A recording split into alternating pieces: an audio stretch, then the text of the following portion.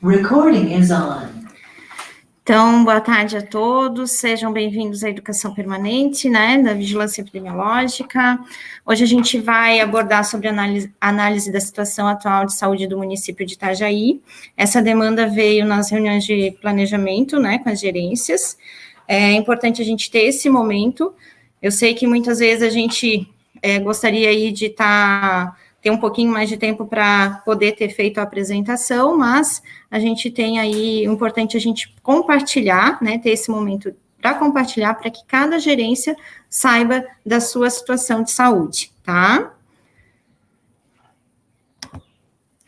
Então, como é que vai ser as apresentações? Inicialmente, a gente vai ter a parte da vigilância epidemiológica, da diretoria, apresentada pela Paola, depois a gerência de imunização e agravos agudos, gerência de estatísticas vitais e doenças e agravos não transmissíveis, zoonoses e finalizando com IST/AIDS, tá? E crônicos transmissíveis. Então, passo a palavra a Paola, nossa diretora, para estar iniciando a atividade.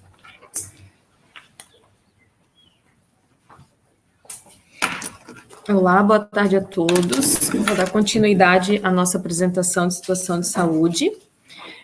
Vamos iniciar pela vigilância epidemiológica.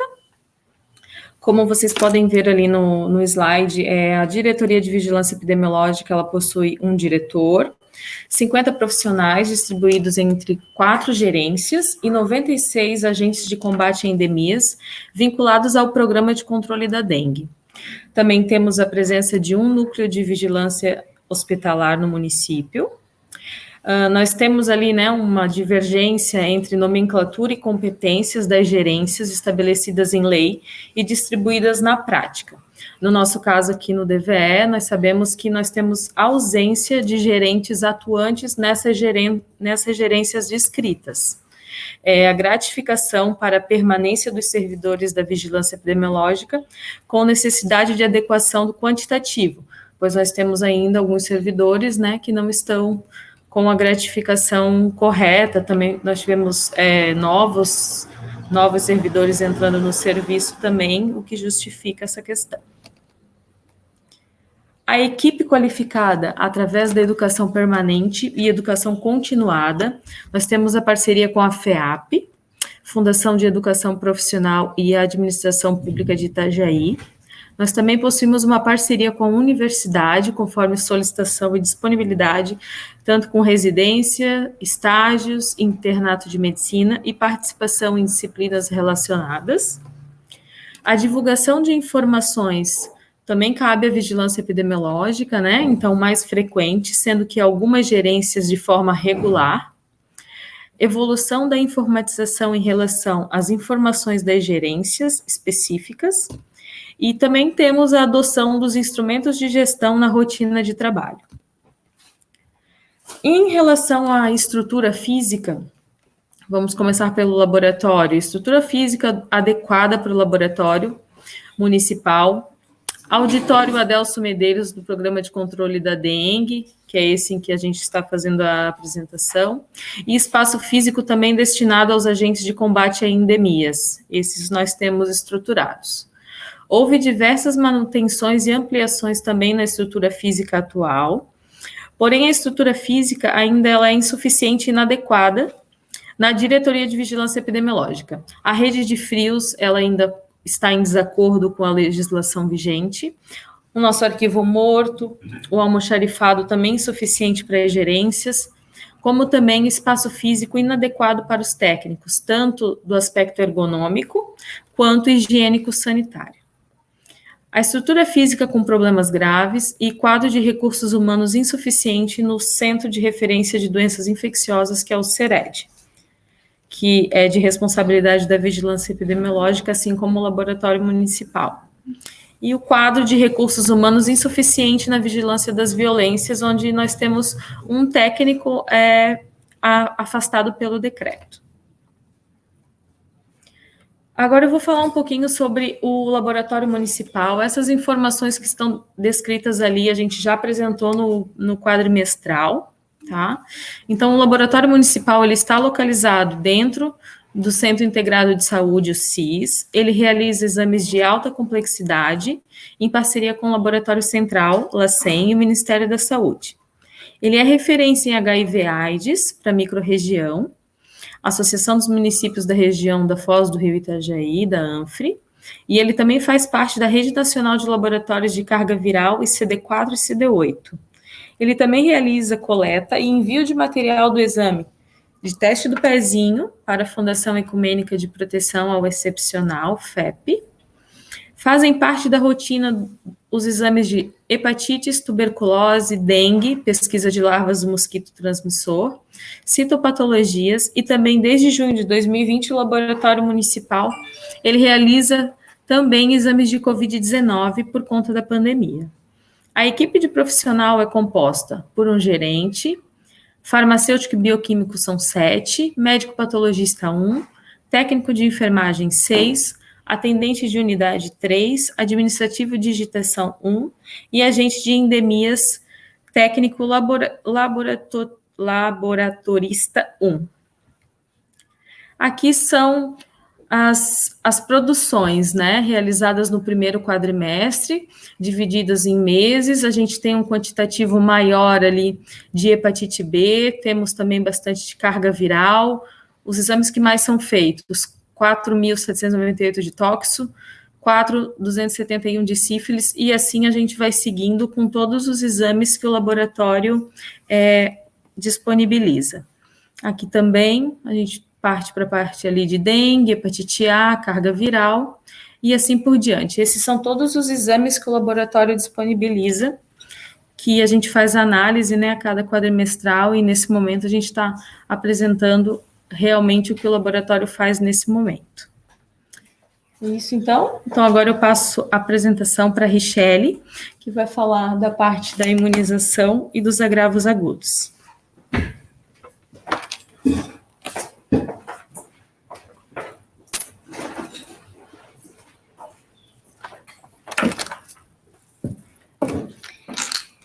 Então, boa tarde a todos, dando continuidade. Então, eu vou falar um pouquinho dos agravos agudos, tá?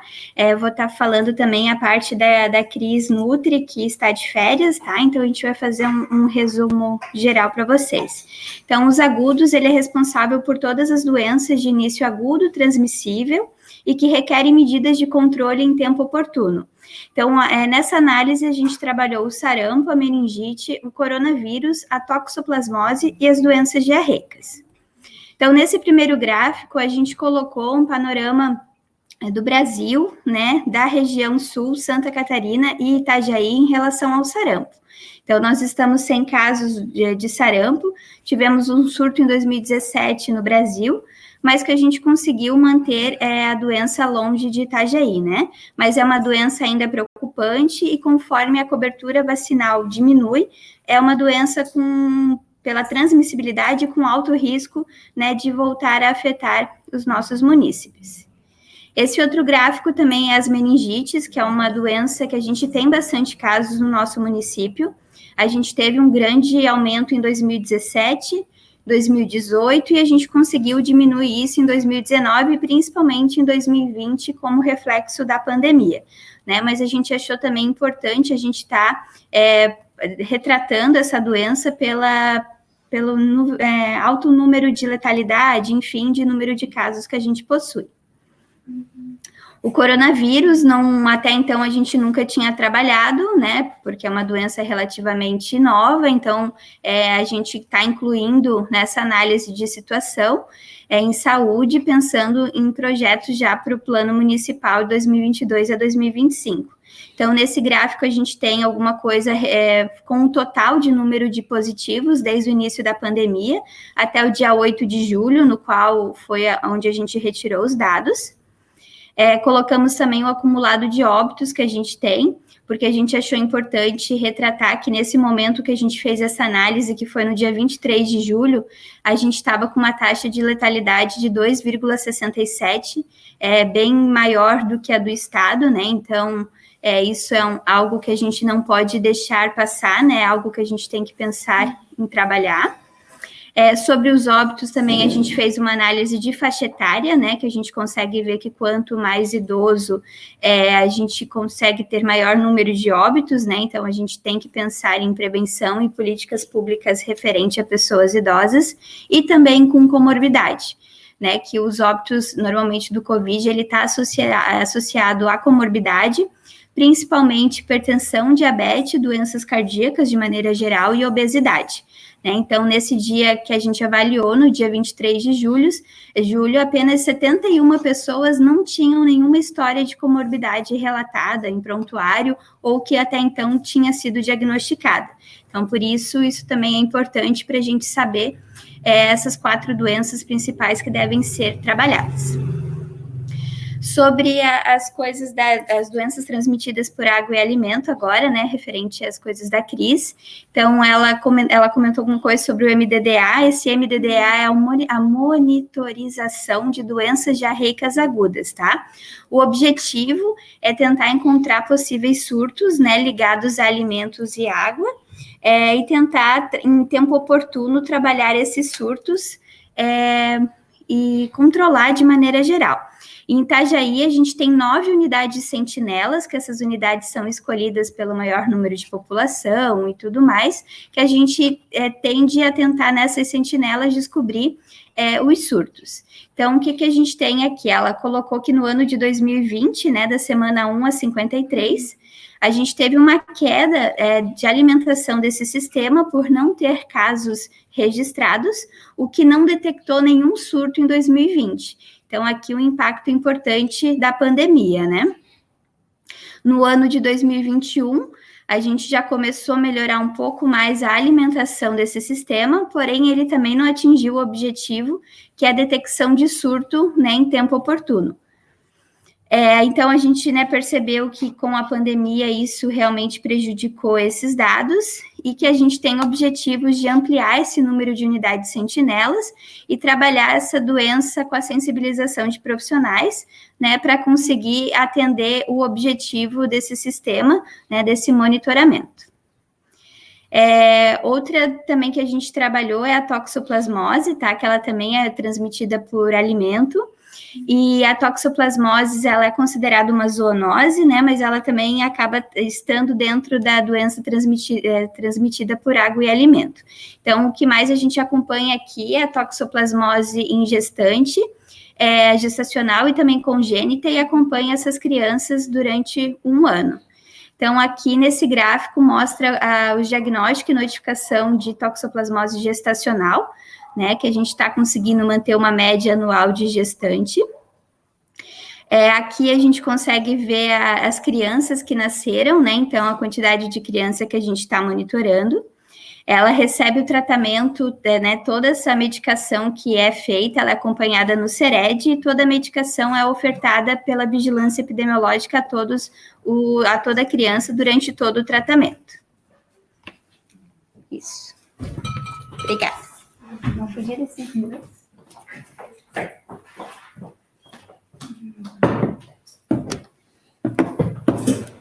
Boa tarde, pessoal. Então, vou dar sequência agora na parte da imunização, né, da gerência de imunização, falar um pouquinho com vocês.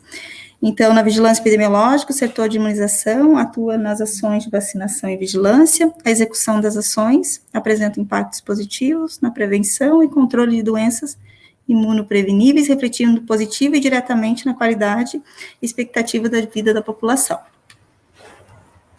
Então, considerando a relevância que nós temos, né, dentro do calendário nacional de imunização, a gente traz como destaque, né, as vacinas, a tríplice viral e a penta, pensando na cobertura né, dos agravos que essas vacinas têm.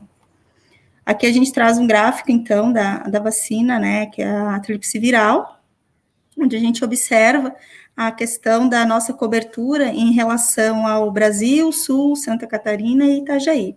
Se a gente for fazer uma análise, né, da tríplice, né, que as doenças que ela previne, o sarampo, a cachumba e a rubéola, a nosso percentual, né, do município de Itajaí, entre o ano de 2010 e 2019, é uma meta de 104%, né, em relação ao estadual 93%, e o federal 91%. Então, a gente entende a importância, né, e que as ações que foram executadas, tanto de busca ativa e de busca mesmo da população, por essa vacina foram efetivas.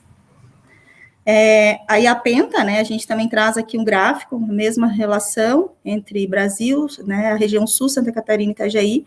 A gente observa que no ano de 2018 a 2019 nós tivemos uma queda, né, da cobertura, mas levando em consideração que a gente teve uma falta parcial do insumo, né, então foi o que prejudicou, se a gente for ver os indicadores, também na série histórica ali de 2012 e 2019, ficamos praticamente igual aos demais, o federal e estadual, no indicador de 77,3%, pensando, né, que as metas agora para a nova análise que a gente fez é manter, né, as ações que a gente já vem fazendo de execução e prevenção, e também intensificar, né, para que a gente não tenha mais a queda da meta.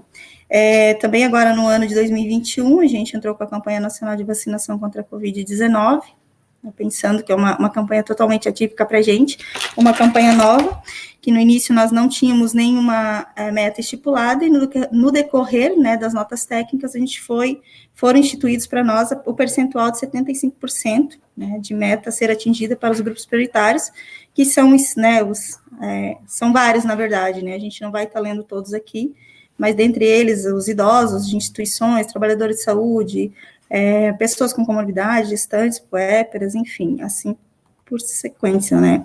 E agora o último que a gente está trabalhando, que são os trabalhadores industriais, e junto com a população em geral. Então, considerando toda essa questão, né, da versatilidade dessa campanha, e principalmente o número reduzido das doses que a gente vinha recebendo do governo estadual, o município ele foi se adaptando, né, às estratégias, tentando, né, seguir uma estratégia adequada para atingir as metas propostas, e a gente tem como plano, né, proposta para agora, para o novo Plano Municipal de Saúde, a instituição de um Plano Municipal de Vacinação contra a Covid. Então, aqui a gente só traz um gráfico, na verdade, né, que a gente tirou agora em julho de 2021, onde a gente traz que da nossa população elegível para vacinação, né, do total que a gente tinha vacinados, que seria um total de 60, alguma coisa por cento, nós já tínhamos, desse percentual, 20,9%, né, dessa população já totalmente imunizada com as 2 doses ou dose única. Então, aqui, na verdade, é só mais mesmo análise do gráfico que a gente já fez. Então, em relação à população elegível para a imunização, destacamos, né, que o que a gente tem de população é 167,200 mil habitantes, entre a faixa etária de 18 anos ou mais. E daí, a análise do gráfico, né, que eu já falei para vocês, que a gente observa que dos 60,04 da população imunizada, sendo que dessas, 20,9 com a aplicação das 2 doses ou dose única.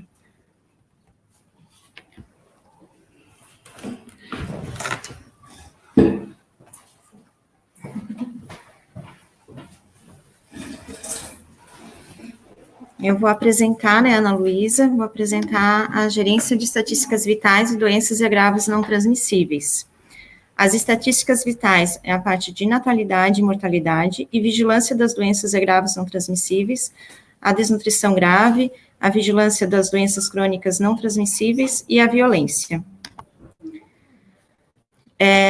A vigilância dos nascidos vivos, ela cuida da parte toda do sistema de informação de nascidos vivos, né, o instrumento principal é a declaração de nascido vivo, e é encaminhado todas essas declarações para as unidades básicas de referência, para que seja feita a visita domiciliar até o 7º dia.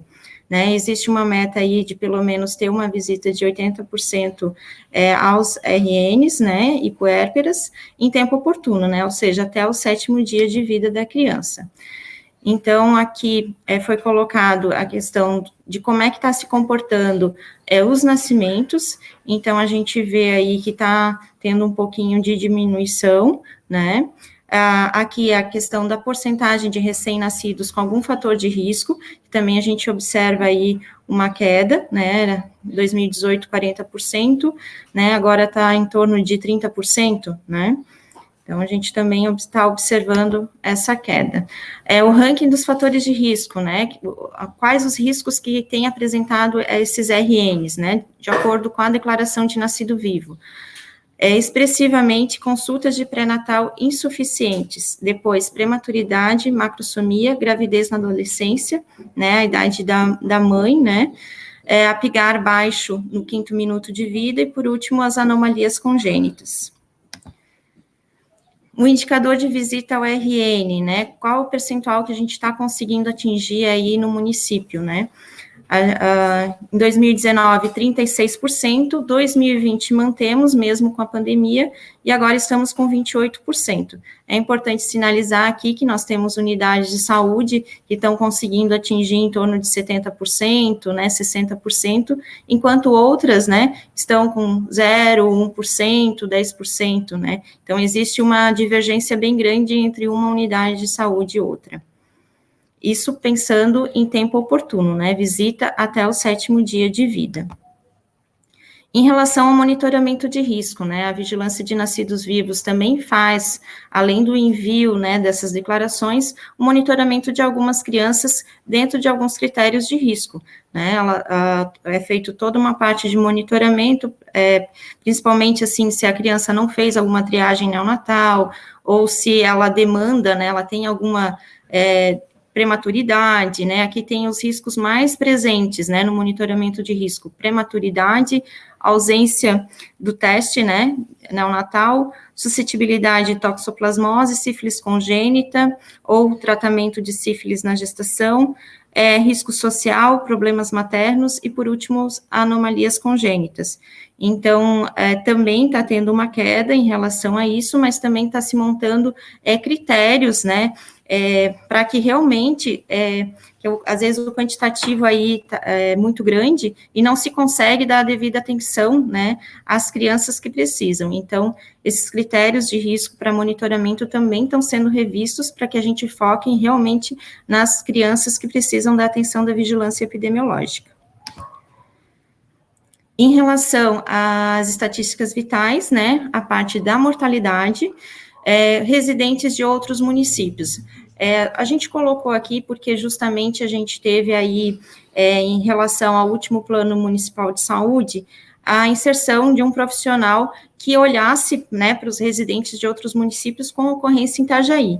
Então, antigamente a gente tinha solicitações do Estado, né, da Gerência Regional de Saúde, que o município aí estava comprometendo as outras regiões. Então, especificamente, veio uma enfermeira para poder se debruçar em cima desses óbitos, né, e também está identificando o que está acontecendo no atendimento dos, né, do que ocorre em Itajaí.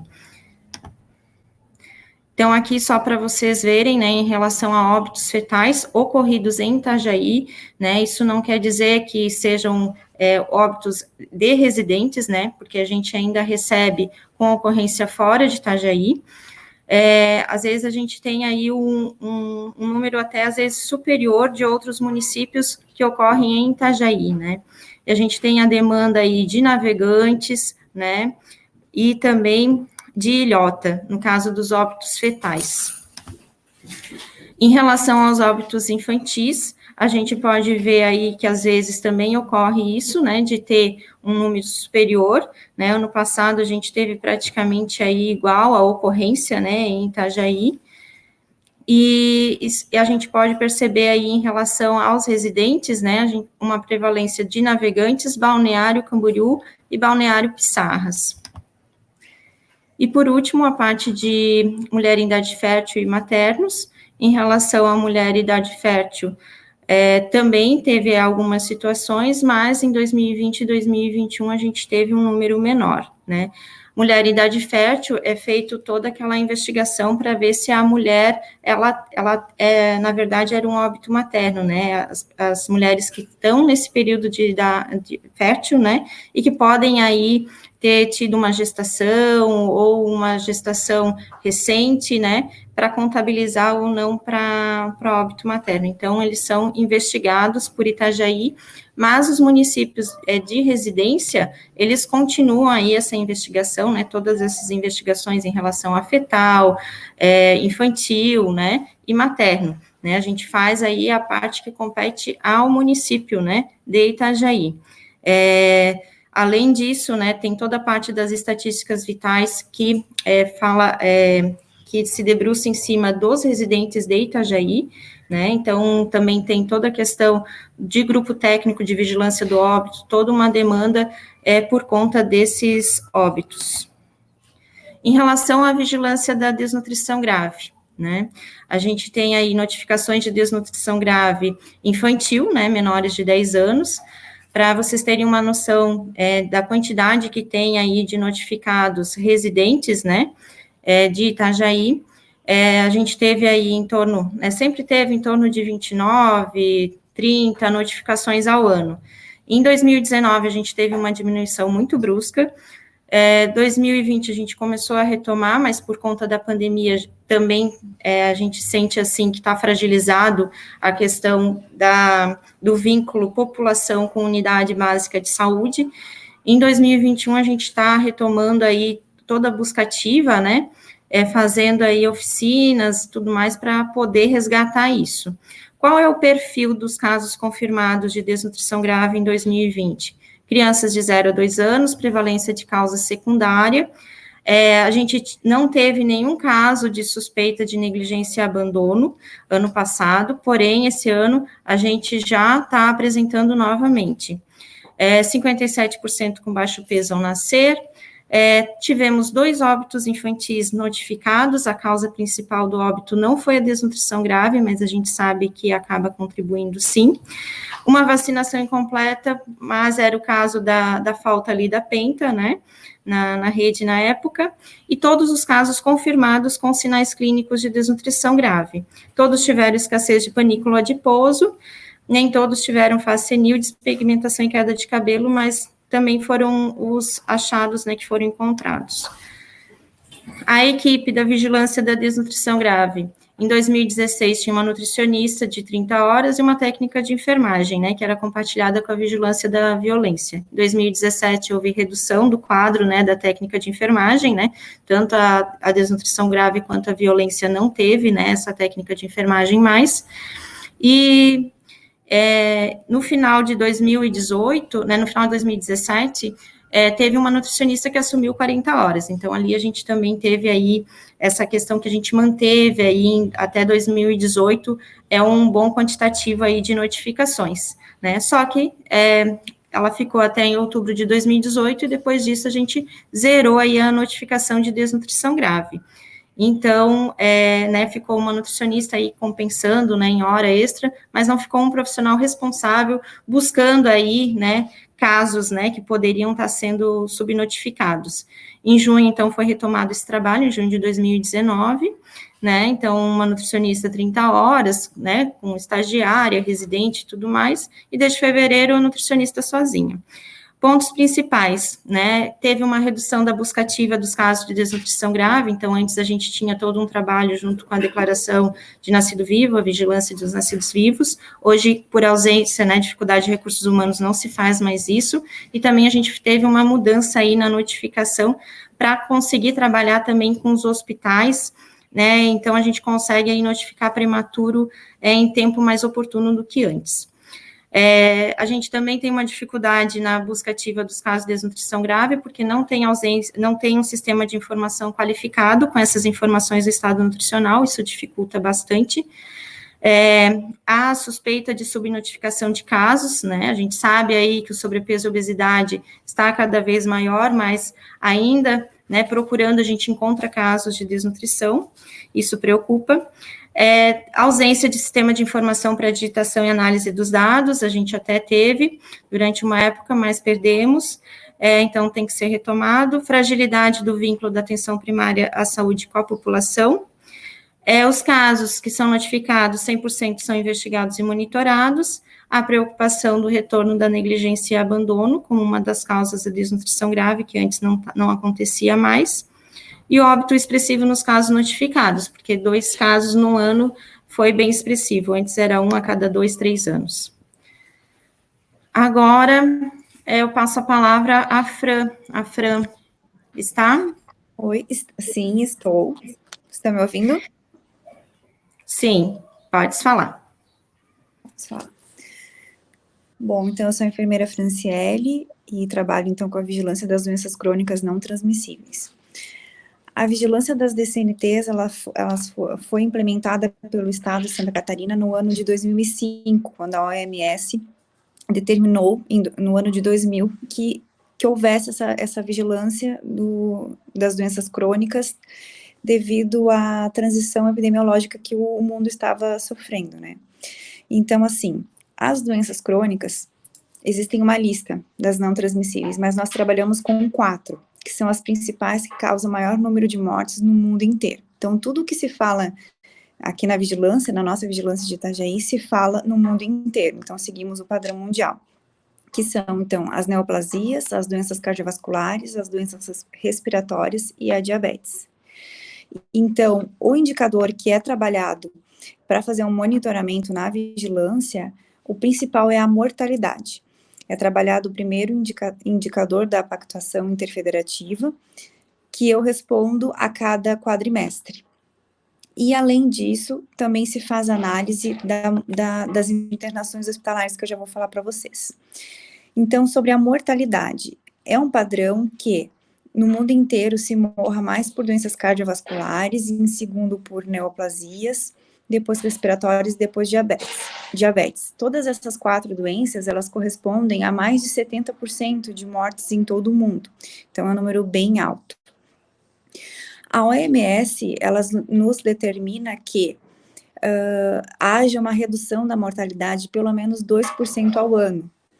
Mas, ano passado, além da gente não conseguir fazer uma diminuição da mortalidade dessas doenças, houve um aumento de 7%. Né? Isso se deve ao fato, consideravelmente, por causa da pandemia. Então, busca-se, né, que anualmente tenha essa redução. E, para isso, a gente tem que direcionar todo o cuidado da rede de saúde em relação à questão além do monitoramento que a vigilância faz, para apontar o que se deve ou não realizar, né, conforme o perfil da mortalidade das internações, é intervir diretamente nos fatores de risco, que é a questão nutricional, onde a gente pode verificar a obesidade, trazendo um grande risco. A gente, junto ali com a Richelle, a gente já olhou os dados em relação à questão da mortalidade da Covid, quais eram os fatores de risco, né, e o que se apresentou mais foi a obesidade, a hipertensão e diabetes, a questão do uso do tabaco, álcool e também da inatividade física. A maior dificuldade em todos os municípios em relação à questão das DCNTs é o monitoramento dos fatores de risco, porque para isso nós precisamos traçar um perfil da população. Isso envolve fazer coleta de dados, fazer pesquisa, fazer análise, e depois, a partir disso, propor ações e metas, né, de acordo com o perfil que a população apresentou. Pode passar.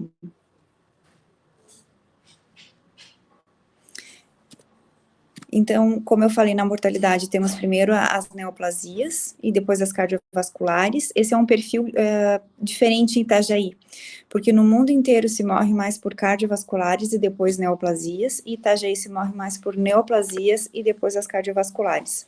Já na morbidade, que são as internações, inverte, se interna mais por neoplasias e segundo lugar por doenças cardiovasculares. Essa análise toda, ela é feita por faixa etária, de 30 a 69 anos, que é o que determinou mundialmente, né, a faixa que a gente diz que quando uma pessoa morre dentro dessa faixa etária é uma mortalidade prematura. Então, existem anos de vidas perdidos a serem analisados quando a gente tem uma alta mortalidade dentro dessa faixa etária. Pode passar. Ainda que na pactuação interfederativa a gente trabalhe só com mortalidade, eu acho bem importante a gente analisar as internações, porque existe um indicador sobre a questão das internações, que é o percentual de internações por causas sensíveis à atenção primária, e ele está diretamente, o que mundialmente se fala, né, e principalmente aqui o Estado de Santa Catarina enfatiza muito essa questão das internações, porque essas condições, essas causas sensíveis à atenção primária, elas poderiam, que isso quer dizer que todas essas doenças, elas poderiam ter sido evitadas, as internações, se a gente tivesse uma atenção primária eficaz. Então, por exemplo, de forma geral, o Estado nos diz que até ali o período de 2016 a 2018, que é o que foi analisado desse indicador, é que 40% das internações são causadas por condições ou causas que poderiam ser tratadas na atenção primária, e não são tratadas, né? Então, isso também é o que acaba causando um alto índice de mortalidade após as internações. Pode passar, né? Eu trago aqui algumas metas globais, eu não vou ler todas, né, mas a ONU tem vários documentos e guias e planos e indicadores para que a gente consiga reduzir, fazer essa redução de 2% ao ano da mortalidade, principalmente dentro dessa faixa etária. E o Brasil, além de seguir todas essas metas globais, também incluiu algumas, conforme o perfil da população. Pode passar, né?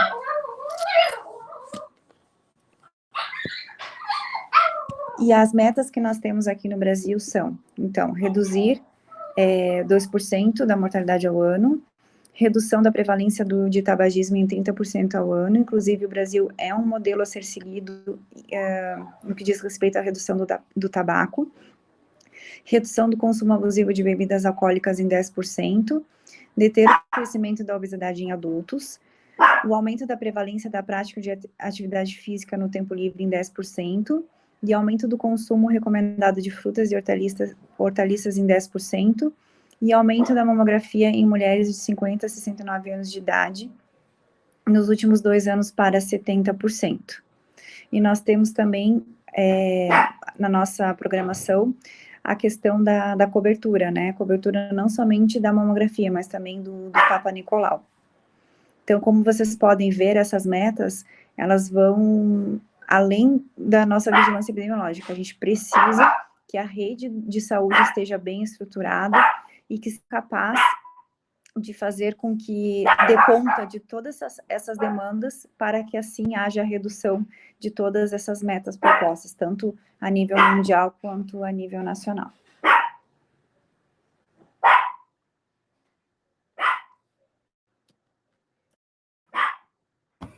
Deu, Fran? Deu. Quer falar mais alguma coisa? Não, você retirou os slides ali das atividades que a vigilância faz, das DCNTs? Isso. Uhum. Tá, esse eu não preciso falar, então. Não. Tá bem. Então tá, obrigada. Quer falar mais alguma coisa? Deu? Não, porque daí seria das atividades que a vigilância das DCNTs faz, né? Ah, sim. Da Então, questão tá de bom. GT e tudo mais.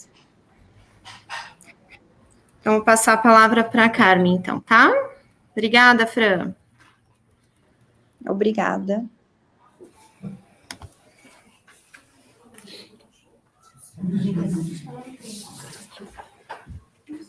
Bem rapidinho. Dá para entender? Bom, boa tarde, né? Sou Carmen Lúcia, sou do agravo crônico não transmissível da violência. E eu trouxe só um panorama, né, geral sobre a situação, né, de análise da saúde, porque a gente envolve, né, que são casos notificados de violência contra crianças, adolescentes, mulheres, pessoas idosas, pessoas com deficiências, LGBT, QI+, e grupo de indígenas, né, então, e os homens, mas quando é só intrafamiliar, quando é extra, eles não são objetos de notificação. E na nossa análise, o que prevaleceu? Foram crianças e adolescentes entre a faixa etária de 1 a 4 anos, a cor branca com 98,10%, sexo feminino com 64,0,6%, o local da violência, a residência com 62,26% e a negligência com 75,99%. Comparado com a nível nacional, nós estamos, né, a nível nacional com 20,06%, tá, da negligência / abandono contra crianças e adolescentes. E a nível estadual com 16,40%. E Itajaí está com 69,32%. É muito alto, né, assim, comparado com as outras violências. Então, essa é uma análise que a gente vai estar conversando com a saúde, né, para poder realmente combater, porque a gente tem a clínica, né, é um agravo não transmissível, tem a medicina social, que é adoecer, além da medicina biológica. A gente tem as estatísticas, porém, esses dados que são o quê? A matéria-prima para a gente fazer essa análise e avaliar, né, planejar e prevenir. Então, assim, o que realmente se destacou dentro, né, do agravo violência foi a violência, negligência / né, abandono contra as crianças e adolescentes. Posso passar a minuto? E também, o que chamou muito a atenção, e eu acho bem grave no nosso município, é o caso do grupo dos LGBTQI+. Neste período não houve nenhum caso notificado. Nenhum. Então, quer dizer, as nossas políticas públicas, eu não tenho conhecimento qual é a área lá no DAS que realmente trabalha essa temática. Então, a gente precisa até resolver isso, porque o que falta no nosso município é os profissionais, né, saberem trabalhar com essa diversidade sexual. Nós não temos fluxos de atendimento a violências às lésbicas, atendimento às violências contra as gays, fluxo de atendimento para transexual, para tratamento hormonal ou cirúrgico para adequar suas características físicas ao gênero, com a qual se identifica, e fluxo de atendimento à população LGBTQI+, ao serviço da saúde mental. Então, realmente, isso é um agravante, né, que a gente precisa agora, no próximo plano, elencar, né, todas essas ações. Agora eu vou passar na Tamara? Sim. Vai falar para a Tamara. Isso. Tem a Tamara, ela representa a rede de atenção integral às pessoas em situação de violência e ela cuida do agravo da violência autoprovocada. Bom, vou estar falando por aqui, tá? Ela enviou agora. Então, na análise de situação de saúde, né, da tentativa de suicídio e automutilação, foram 1.032 casos, a prevalência foi entre 20 e 29 anos, com 29,0%, entre 30 e 39 anos, com 18,99%, e de 15 a 19 anos, 16,97%. A prevalência, o sexo feminino, com 71,51%, escolaridade média, né, 32,17%, ensino fundamental incompleto, 17,44%, e o médio incompleto, 17,25%. O local, 90% na residência. O principal meio de agressão é 74,26% envenenamento, né, alta prevalência de intoxicação exógena medicamentosa, nos casos de tentativa de suicídio, e automutilações ocorrem com objetos pérfuro-cortantes, que representam 17,52% das notificações. Prevalência no bairro da residência, nós temos os bairros mais populosos, né, em Itajaí, que seria Cidade Nova, Cordeiros e São Vicente, com 84%. Um panorama mundial, né, segundo a Organização Mundial da Saúde, cerca de 800 mil pessoas morrem, né, por suicídio todos os anos. Para cada suicídio, há mais uma pessoa que tenta suicídio. Há muito mais pessoas que tentam suicídio a cada ano. A tentativa prévia é o fator de risco mais importante para o suicídio na população em geral. O suicídio é a segunda principal causa de morte entre os jovens com idade entre 15 e 29 anos. 79% dos suicídios no mundo ocorrem em países de baixa e média renda. A ingestão de pesticidas, enforcamento, armas de fogo estão entre os métodos mais comuns do suicídio a nível global. Trata-se de um grave problema de saúde pública, no entanto, suicídios podem ser evitados em tempo oportuno, com base em evidências, com intervenções de baixo custo. Para uma efetiva prevenção e respostas nacionais, necessita de uma ampla estratégia multissetorial. Então, o Brasil, 89.272 pessoas, no Sul 24.264, Santa Catarina 5.816, Itajaí 225. Mas eu quero salientar aqui que na análise de situação de saúde, uma pessoa que tenta, né, que acomete o suicídio, 60 pessoas que estão em volta dela estão também, podem tentar o suicídio. Então, a gente precisa trabalhar também o pós-venção, que não é realizado em Itajaí. Então, a gente precisa também trabalhar depois com as unidades, enfim, né, com o DAS, sobre essa outra nova maneira. Gente, muito obrigada.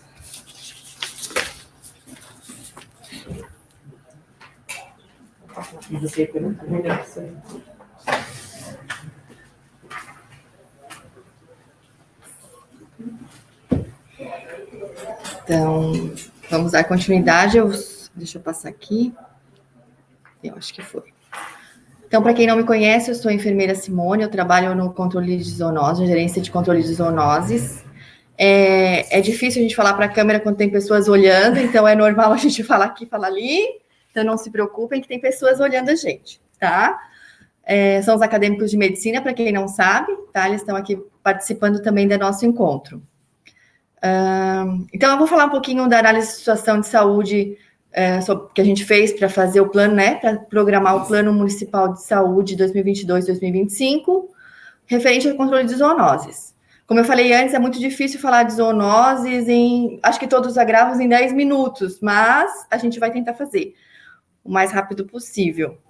A equipe está ali, tá? É uma equipe grande até, mas pensando em zoonoses, é uma equipe que ainda precisaria estar mais concretizada, né? Faltaria, como qualquer outro agravo, falta mais recursos humanos para a gente poder efetivar um trabalho de qualidade melhor, né, no município. Então, o que é zoonose? A estreita interação entre homens e animais, bem como o aumento da atividade comercial e mobilidade de pessoas, animais e seus produtos, levaram a uma maior propagação das zoonoses. A zoonose representa aproximadamente 40% da lista de doenças de notificação compulsória. Então, é bastante coisa de uma listagem, a gente é quase metade zoonoses, né?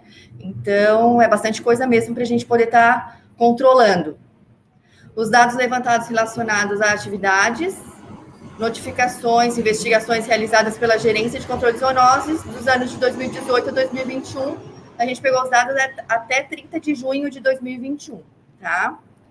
Então, a gente fez um balanço geral em reunião com a equipe, a gente elencou, né, a gente trouxe essa tabela para mostrar todos os agravos, assim, que mais aparecem de notificação ali para nós, na nossa realidade de Itajaí, tá? E dentre todos esses agravos, são em torno de 24 dessa tabela que a gente está colocando aqui, eu contei, né? Tem mais ou menos 24 entre agravos e atividades, né? Porque tem algumas atividades, tipo busca ativa de escorpiões, a captura de escorpião, isso a gente não é relacionado como agravo, né? Só a partir do acidente por animais peçonhentos é que a gente vai pensar em agravo. Mas são atividades importantíssimas que são realizadas ali no controle, né? Não só a doença. Então, a gente elencou dessa listagem toda que a gente tem dengue, chikungunya, zika, acidente por animais peçonhentos, atendimento antirrábico, febre maculosa e todas as outras que vocês podem olhar com mais calma, depois essa apresentação vai ficar gravada e disponibilizada, tá? A gente elencou 3, que são os maiores notificadores, maior número de notificação e maior número de atividades que a gente tem ali nas zoonoses, tá? Então, a gente elencou 3, que foi a dengue, o atendimento antirrábico e a busca ativa de escorpiões, junto com a captura de escorpiões, tá? Então, vou falar um pouquinho de animais peçonhentos, de acidente por animal potencialmente transmissor da raiva, que é o atendimento antirrábico, né? Os acidentes por mordeduras. Então, eu estava numa fase muito meiga da minha vida, estou botando um monte de fotinho colorida, bichinhos, então, gente, eu sou carinho para vocês também, né? Somos todos amigos, eu posso aqui me soltar. Então, aqui, ó, vamos fazer sobre a tabela de notificações de atendimento humano notificação de atendimento antirrábico humano por ano, segundo espécie de animal agressora. Então, o que se aconteceu mais? No ano de 2018, a gente teve 989 notificações por mordedura. 2019, 1.200, mais de 1.200, 2020, 1.000 e pouquinho, 2021, até meio do ano, 533.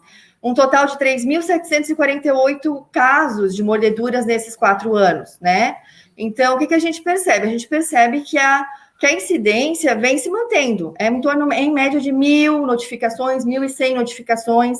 Se a gente pensar que a gente está no meio do ano, já foi 500, vamos fechar o ano aí com 1.000. Então, é uma coisa que vem, não melhora, não piora. Então, isso tudo a gente tem que perceber o que a gente precisa melhorar para que isso não ocorra, né? Para a gente tentar cada vez diminuir. Não piora também, então algum trabalho também já está sendo feito, isso também garante que alguma coisa de bom está sendo efetivado, né? Então, o maior número de atendimentos com animal agressor foi o cão, que corresponde a 85,35% dos casos notificados. Em segundo lugar, veio os felinos, que corresponde a 13% dos casos notificados. Depois a gente teve acidentes com morcego, mas aí bem menos, né? 24 casos lá no total nesses 4 anos. Primatas, mordidas de macaco, depois tem outras espécies que são animais silvestres, capivara, outros tipos de animais que, que a Gisele, que é a enfermeira que infelizmente não pode estar aqui nesse momento, ela que é responsável por esses agravos, então ela pode dizer com vocês mais propriedade todos os detalhes de cada animal que agrediu esse ser humano, tá? Então, do total de notificados lá, que foram 3.748, 80% dos casos, animais eram passíveis de observação. Animais passíveis de observação, a gente considera só cão e gato, tá? Então, cão e gato, 80% dos casos, eles poderiam ser observados. 19,82% daquele total necessitaram de tratamento profilático, correspondendo a 743 tratamentos.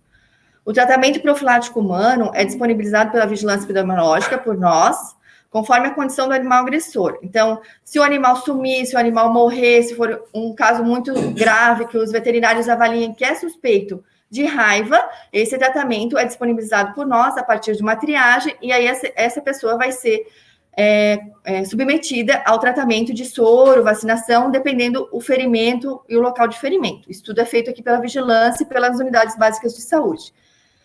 O que é importante destacar aqui com esse protocolo? Porque vocês vão ver muitos protocolos diferentes, vocês que vão se formar agora, ou talvez vão para outros locais, né? O protocolo Santa Catarina é diferenciado porque ele está considerado como área controlada para raiva urbana, tá? Se vocês for para São Paulo, para outros tipos de estado, onde a raiva urbana não é controlada, já vai ser feito um tratamento já na mordida, já é aplicada a primeira dose de vacina. Então, onde vocês for executar o trabalho, verifiquem os protocolos, tá? Então, Santa Catarina tem um protocolo diferenciado conforme o atendimento antirrábico, tá bom? Outra atividade que a gente elencou que era importante trazer, né, que também ficou entre os 3 mais notificados, ou mais atividades numerosas, é o trabalho do controle do escorpião, né?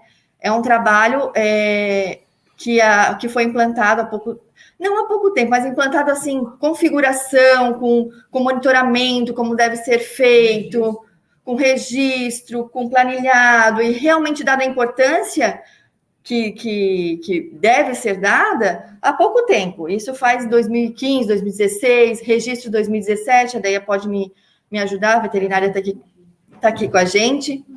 Então, é muito importante que a gente está crescendo e vendo que a gente tem problemas com escorpião na nossa cidade, tá?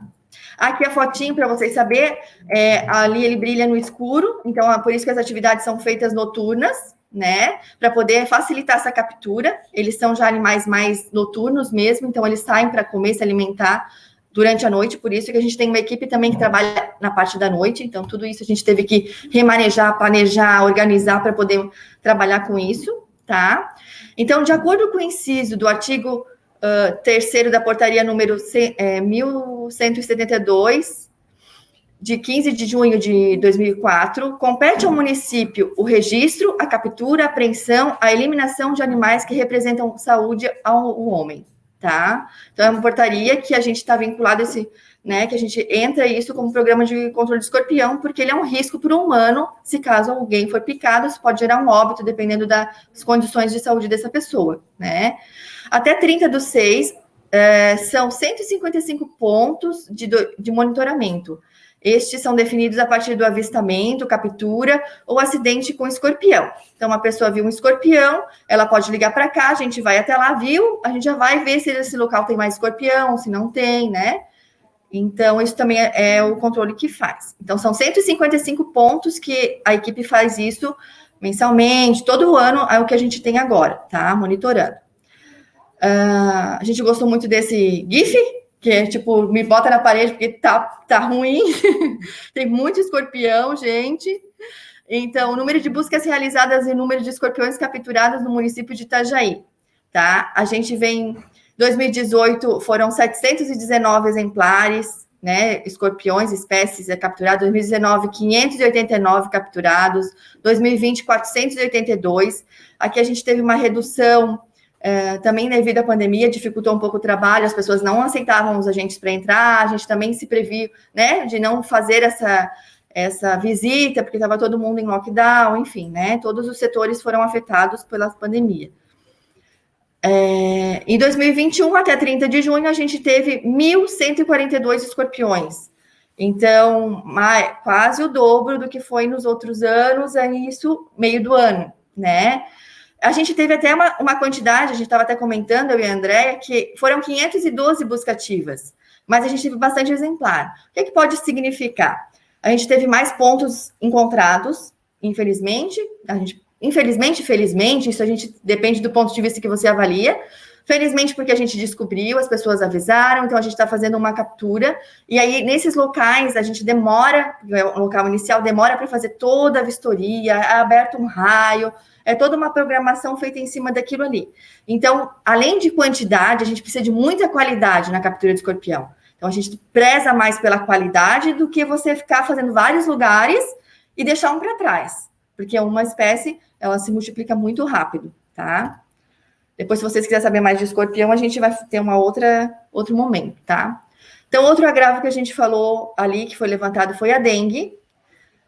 Deixa eu botar aqui. Ela é ainda considerada a mais importante arbovirose que acomete os seres humanos na área urbana, né? Isso no país todo, tá? Eu não sei a nível mundial, mas eu estou falando a nível nacional, ainda a dengue preocupa e ainda é o que mais também fragiliza o sistema de saúde. Junto com a pandemia, tivemos epidemias de dengue simultâneo, então foi um caos no país todo, foi um caos nas cidades vizinhas. A introdução das arboviroses no Brasil, chikungunya e zika, vem sendo de grande desafio para a saúde pública, país e do município, uma vez que todos os indivíduos são susceptíveis. Não bastasse a dengue, a gente também tem a chikungunya e a zika, que são arboviroses que também já estão na nossa realidade. A gente teve casos e tem casos, claro que o número menos expressivo, por isso que a gente não trouxe para vocês, mas é de pensar e preocupante para nós estar levando isso para o plano municipal também de saúde. Então, eu trouxe um gráfico, não sei se ficou muito bom para vocês ver, é uma comparação Brasil, Sul, Santa Catarina e Itajaí. Então, 2017... Se a gente ver esse gráfico, a gente vai dizer assim, nossa, dengue em Itajaí tá muito bom, né? Para que eu vou falar de dengue? Porque o tracejado do município do Brasil, lá laranja lá em cima, Itajaí tá aqui embaixo, bem na linhazinha verde, quase nem aparece, né? Quase zerado. Mas em comparação com os municípios vizinhos, com nossa realidade, Itajaí, a gente é uma cidade preocupante. Eu vou estar falando rapidinho para vocês os números de notificações que a gente teve no município e os casos confirmados, tá? Então, é só para a gente ver que tem pessoas piores, mas a gente sempre tem que melhorar, né? Sempre é bom a gente comparar quando a gente trabalha em vigilância epidemiológica, temos que comparar com o que está acontecendo, sim, mas também temos que pensar no que a gente pode melhorar, mesmo que a gente esteja bem, né? Então, casos notificados de dengue no município de Itajaí agora. 2018, a gente teve 312 notificados, gente, de suspeitos aqui nesse caso, tá? 2019, a gente teve 1.057 casos suspeitos.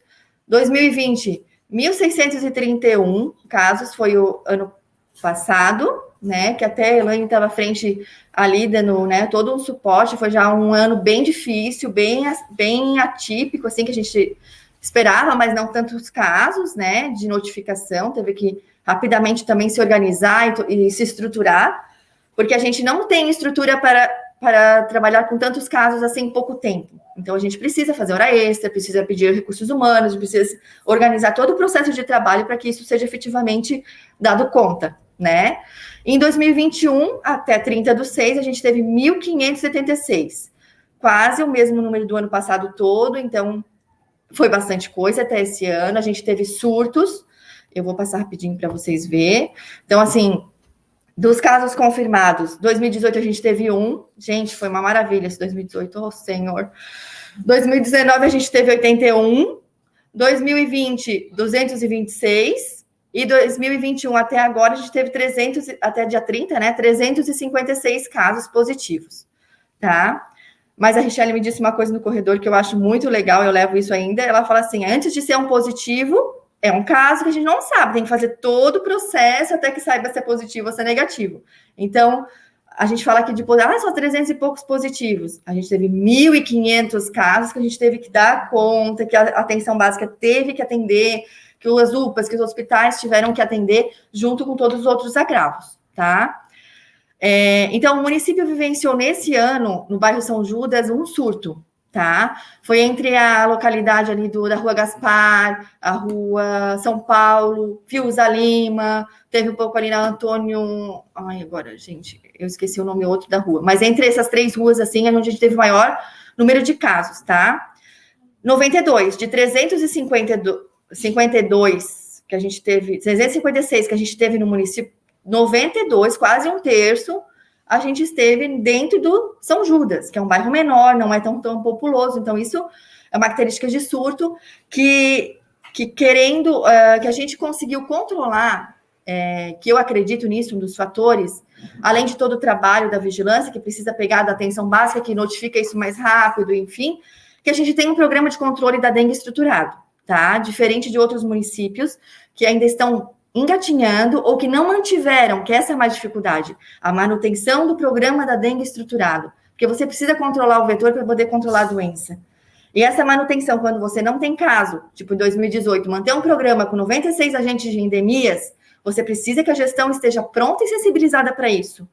Não deixar para estruturar isso quando está acontecendo o apagar-fogo, né, que a gente fala. Então, isso é um grande diferencial de Itajaí, eu acho isso que a gente tem que colocar sim, assim, nos planos e se engrandecer e se enaltecer por isso, porque a gente está conseguindo manter esse programa desde 2015, que foi a pandemia, e assim conseguiu estruturar e vem fazendo um trabalho muito bom, com as suas dificuldades sim, com as suas limitações todo mundo tem, mas que se não fosse o programa da dengue estruturado e todo mundo já sensibilizado, né, a gente não conseguiria controlar esse surto, nós estaremos vivenciando epidemias novamente, como Navegantes, como Camboriú, que são cidades próximas, né, que infelizmente eles não estavam preparados para isso. Muito obrigada, eu trouxe esse, que é a nossa equipe das zoonoses, um puxa pelo outro e todo mundo junto, né? Obrigada.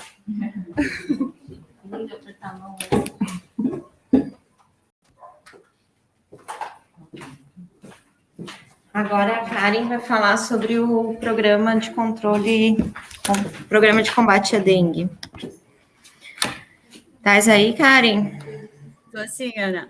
Boa tarde a todos. Eu vou falar, então, da análise de situação em saúde da parte vetorial. Pode passar, Ana, por favor.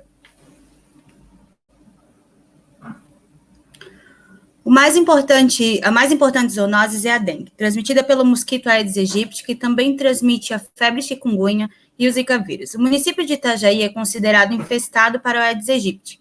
A definição de infestação está de acordo com a disseminação e manutenção dos focos. Atualmente, todos os bairros da zona urbana são considerados infestados. Então, ali a gente tem a descrição de todos os bairros da zona urbana, né? A infestação das demais localidades está acontecendo gradualmente. Então, ela tá acontecendo, né, devagar, mas está acontecendo nos bairros Espinheiros, Ressacada, Salceiros, Itaipava. Brilhante Limoeiro, hoje, ele é compactado nos dados de Itaipava, tá? Então, Itaipava, Brilhante Limoeiro e Caianduba. O outro agravante é a adaptação do Aedes aegypti nas localidades da zona rural, principalmente nos aglomerados de residências e empresas que estão se instalando no Brilhante Limoeiro. Pode passar, Ana. Aqui a gente tem o número de focos por bairro no ano de 2021. Eu só queria chamar a atenção aqui, ó, é o total de 928 focos, né, no município, chamando a atenção aqui, ó, para 211 focos no bairro Cordeiros, 118 no bairro São Vicente, e ali onde a Simone colocou do São Judas, onde a gente teve um surto, tiveram 28 focos. Então, assim, ó, é claro que a gente tem que levar em consideração o tamanho do bairro. São Judas é um bairro um pouco menor, né? Mas é um número elevado de focos em cada bairro do município. Pode passar, por favor. Em números, os imóveis a visitar nestas áreas de tratamento é considerado em torno de 90 mil imóveis, que devem ser visitados em ciclos bimestrais. Com a infestação de novas localidades, mais imóveis deverão entrar nas visitas dos ciclos. O município de Itajaí foi o primeiro a sofrer a epidemia no estado de Santa Catarina, no ano de 2015. Como a Simone falou, né, a estruturação do programa de controle de dengue foi necessária e o resultado nos anos posteriores foi a presença de casos autóctones e surtos isolados, provando que manter as equipes foi a decisão acertada. Nos próximos anos, a ampliação das equipes serão necessárias para conter e bloquear o avanço do Aedes aegypti, pois o que vai definir uma epidemia serão as ações realizadas em tempo oportuno com recursos humanos capacitados e suficientes. Pode passar. Aqui a gente tem, então, feito pelo Lira, né, que é um levantamento de índice que a gente faz. Nesse ano foi feito em março, e aqui a gente tem os bairros que estão em alto risco, médio risco e baixo risco, né? Como a gente colocou ali, Espinheiros, Salceiros ainda é baixo risco, mas é uma coisa que está aumentando gradativamente, né? Enquanto Caianduba, Ressacada, está em médio risco, e ali a gente tem todos os outros da zona rural, da zona urbana, perdão, já em alto risco. Pode passar. Aqui a gente tem o número de focos dos últimos anos. Então, aqui, ó, só para ver como está aumentando, né? Em 2015, a gente teve 897 focos.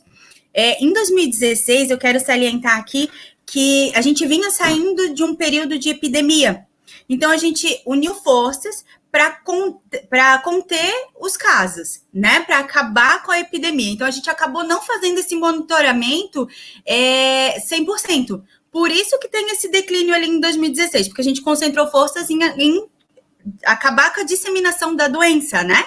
E não no monitoramento. Em 2017, ele já foi 833 focos, 2018, 1.047, 2019, 1.295 e 2020, 1.018. Até o dia 6 de agosto, que foi a atualização, a gente já teve 928 focos de dengue. Então, a gente está aí numa projeção, né, de aumento sem fim. Pode passar. Aqui a gente tem algumas ações que a gente faz no dia a dia, né? Tem as ações educativas, o recolhimento de pneu quando é necessário, a coleta de larvas, o perifocal. Então, a gente faz de tudo um pouquinho para, sim, acabar com essa, né? Acabar talvez não, mas diminuir os focos no máximo que a gente puder. É isso, meninas. Obrigada. Obrigada, Karen. Agora eu vou passar para a enfermeira Jamile, da Gerência ST-AIDS.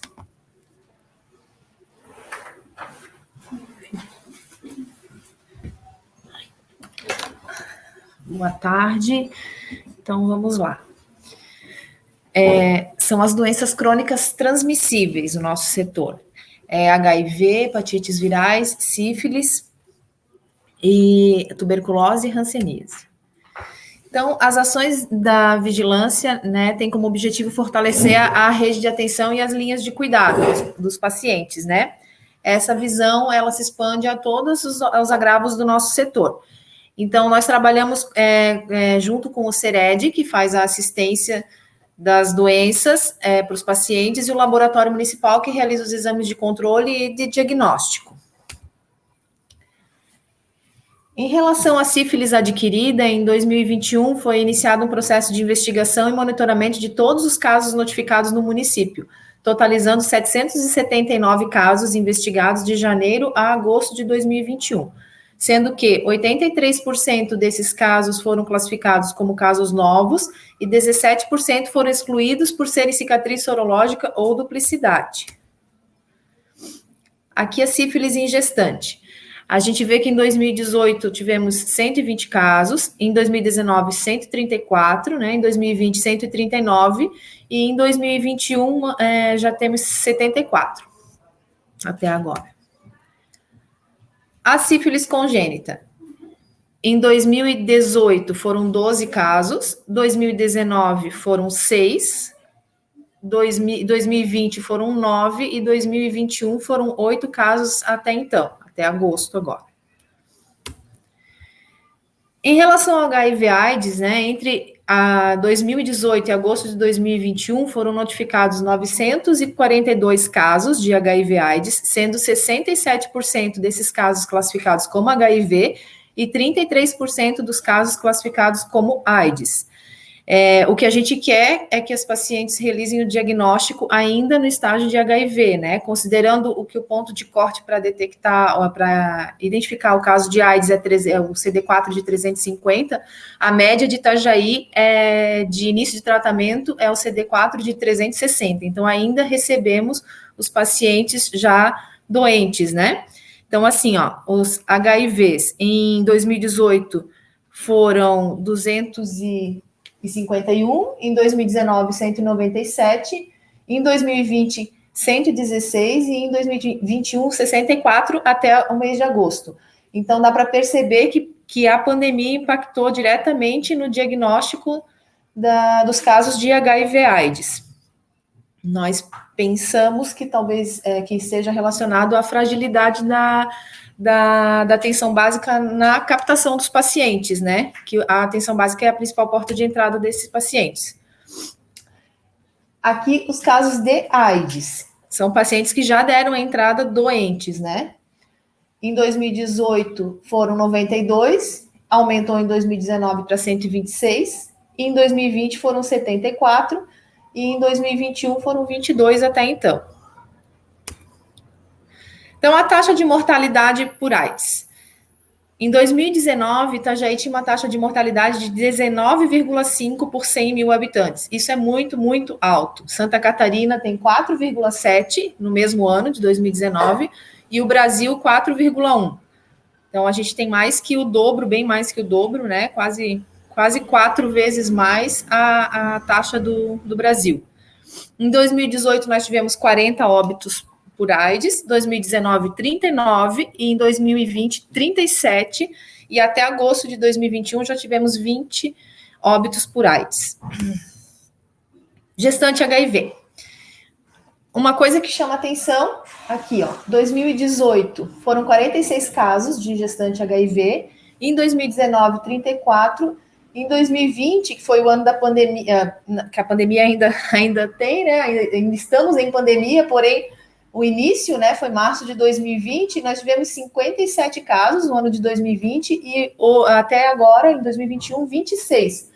Então, o que chama atenção é que mesmo com a diminuição do diagnóstico de HIV/AIDS na população geral, a gente teve um aumento de diagnóstico de gestante HIV positivo. Aqui vai entrar as gestantes que fizeram diagnóstico durante a gestação e as que já eram sabidamente HIV positivo, né?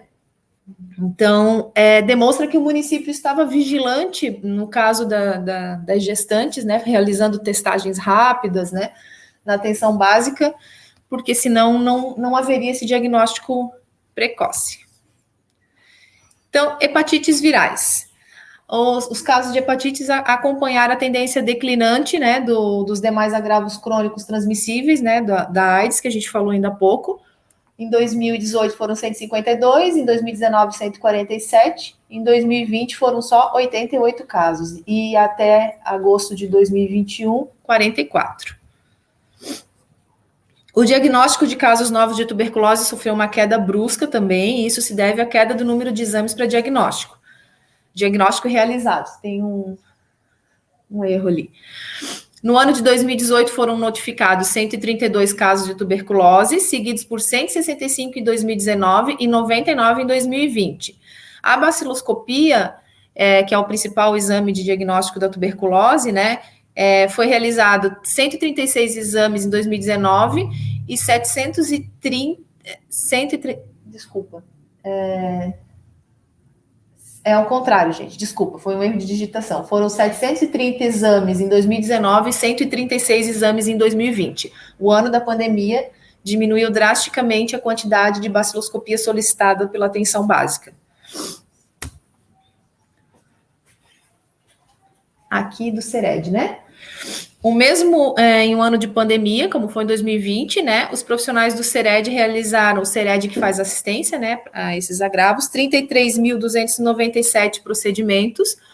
E em 2021, durante o primeiro semestre, foram realizados 18.896 procedimentos. Esse relatório foi tirado do GEMOS. É isso, né? A Luísa vai encerrar. Obrigada.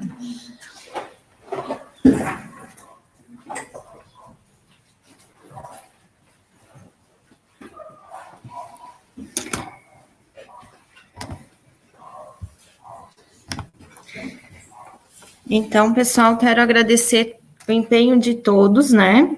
Foi a primeira vez que a gente apresentou a análise, assim, de situação de saúde, a primeira vez que a gente está fazendo a análise de situação de saúde, assim, todos juntos, né?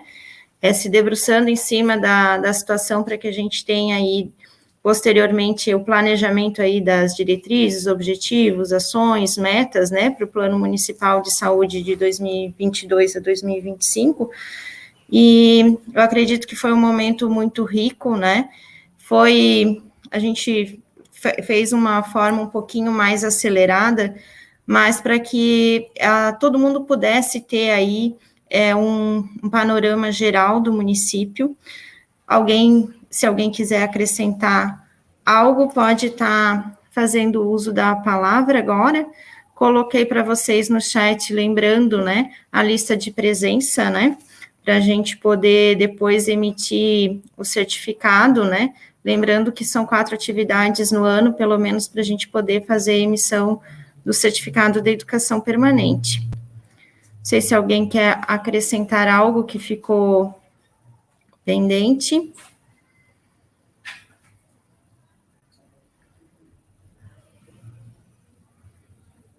Não? Alguém?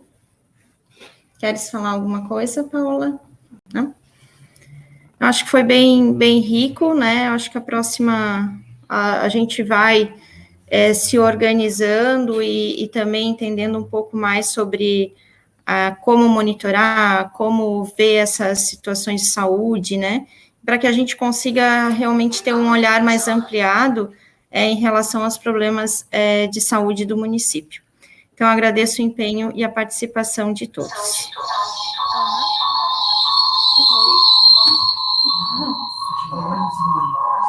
Pode falar, Tamara. Mas está me ouvindo? Meu áudio está funcionando? Sim, pode falar. Está funcionando? Tá. Não, então eu só gostaria de, né, como os colegas sabem, né, eu estou em licença saúde, e assim, em função até a nossa apresentação acabou ficando bem resumida, a análise, por conta da orientação, né, de 2 slides, enfim. Então, eu gostaria de complementar com relação à vigilância autoprovocada, que não foi colocada ali na minha apresentação, né, se puder estar acrescentando, então, com relação ao monitoramento da violência autoprovocada. Então, daquelas 1.032 notificações no período de 2017 a 2021. Então, o que a gente tem observado é que se mantém uma média de aproximadamente 200 notificações por ano, porém, no ano de 2019, teve um aumento expressivo, né, foi para 329 notificações. E também a questão da vigilância autoprovocada, né, que a gente precisa estar, com relação ao monitoramento, à vigilância, essa notificação ela deve ser preenchida e enviada em até 24 horas, então a gente tem que estar sempre verificando isso, né, e solicitando. As principais unidades onde esses casos são atendidos, né, e as principais unidades que notificam são as UPAs e o hospital. Em geral, eles têm respeitado isso, né? Esse prazo aí das 24 horas, mas a gente fica ali constantemente em vigilância, porque às vezes isso acaba não acontecendo, então isso precisa, né, de constante monitoramento e vigilância para que isso seja respeitado, né? Esse prazo de 24 horas. Assim como também é imprescindível que os pacientes sejam encaminhados para o CAPS para uma acolhida e avaliação, e que também sejam acompanhados pela atenção primária. Então, também cabe a nós, enquanto vigilância das violências, na vigilância provocada, fazer essa vigilância e esse monitoramento, né? Se todos os casos, e assim, o que a gente tem percebido é que isso está se ampliando cada vez mais, né? Tem melhorado, né, bastante, mas ainda não é 100% dos casos. Então, volta e meia acaba tendo um furo, uma falha aí, né, nesse fluxo. Também gostaria de destacar, que não estava ali na minha apresentação, que não é objeto de notificação a ideação suicida e nem o suicídio, porque aí o suicídio já se caracteriza como óbito, né, obviamente, então isso vai para um outro banco de dados, que é para o SIM, que é o Sistema de Informação de Mortalidade, então a gente não tem, né, controle, monitoramento desses dados de suicídio, o que a gente tem são das tentativas de suicídio. E como eu já falei, ideação suicida não é, então, portanto, objeto de notificação. Também queria fazer uma observação que, com né, na vigilância das violências, o que a gente tem observado, há uma hipótese de que as automutilações são subnotificadas, aí colocando aqui um destaque, né, para aqueles colegas que não sabem, a automutilação seria a autolesão sem ideação suicida, né? Ela não tem uma tentativa, um propósito de suicídio. Então, geralmente, né, acontece aquelas situações de autoagressão, com objeto pérfido cortante. Um panorama mundial e nacional é de que, principalmente nos últimos anos, na última década, há um aumento expressivo, significativo. Estudos apontam, né, que é um fenômeno, né, está sendo até considerado como um sintoma social, enfim, principalmente na adolescência, a questão da automutilação. E aí, se a gente vai analisar os nossos dados, a gente tem um baixo índice de notificação de automutilação. Fizemos supervisão com os CAPs no ano passado e a gente percebeu que já num primeiro momento, né, isso gerou ali um resultado, principalmente os psicólogos que não costumavam notificar violência provocada, começaram a notificar casos, né, de automutilação. Então, a gente observa que, assim, esse trabalho de supervisão ele deve ser constante, né, e ampliado, e a gente acabou tendo, claro, em função da pandemia, e, né, acabou ficando um pouco mais restrito e já está, né, nos planos aí ampliar isso cada vez mais a partir do ano que vem. Bom, e o que eu mais gostaria de complementar é que existe, e aí já vou terminar, a gente tem já a Política Nacional de Prevenção da Automutilação e do Suicídio, né? E aí ela tem ali diversos objetivos, e que também a gente vai estar aí no plano, né? Indo aí colocando nossos objetivos de acordo aí já com as diretrizes da Política Nacional de Prevenção da Automutilação e do Suicídio, que eu não vou ler aqui porque é muita coisa. Então é isso, fico à disposição também para maiores dúvidas e esclarecimentos, né, com relação à violência provocada. Obrigada.